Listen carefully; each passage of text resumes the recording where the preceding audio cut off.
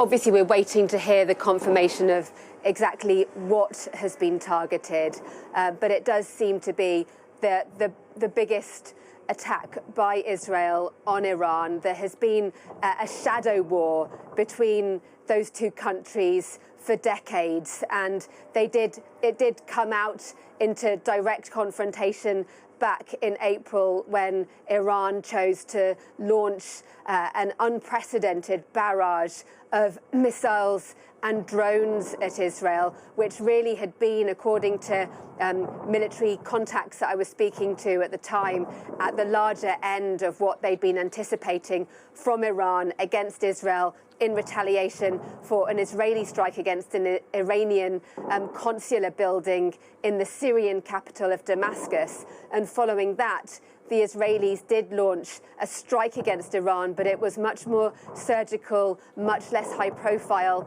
much less openly spoken about against a specific military target, and very different to what we're seeing tonight, overnight, with these pictures, as you can hear, the sounds of air defences, Iranian air defences most likely, shooting up into the sky, trying to defend against this attack.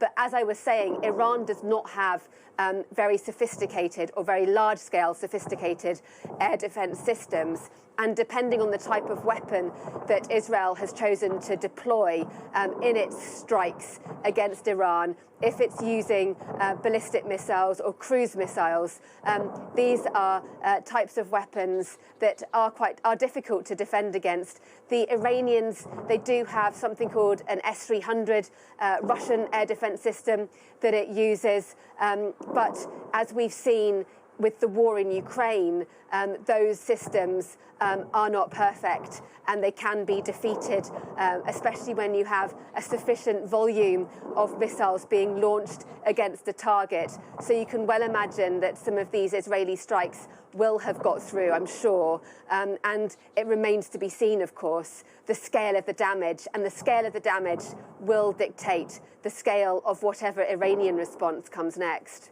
And Deborah, as you're speaking, we are looking at these latest pictures we've received from Tehran. It's difficult to make out in the darkness there, but you can certainly hear the explosions on that footage.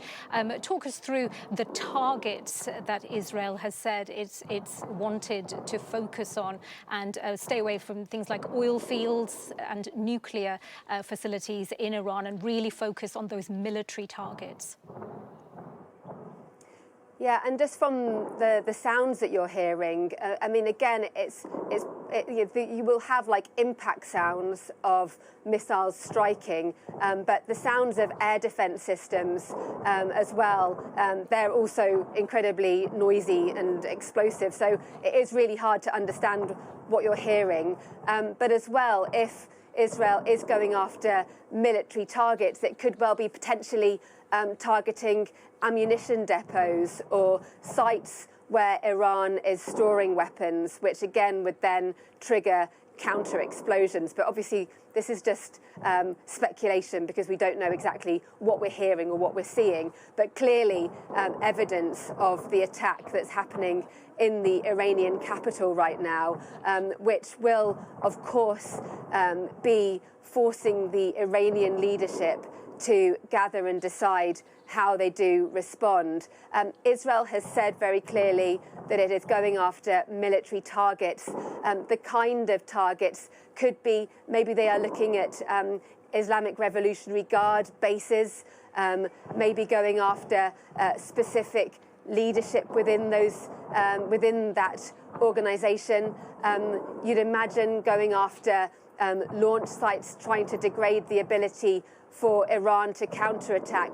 But a lot of Iran's military capabilities, especially the capabilities that it wants to protect, are protected by deep underground in bunkers.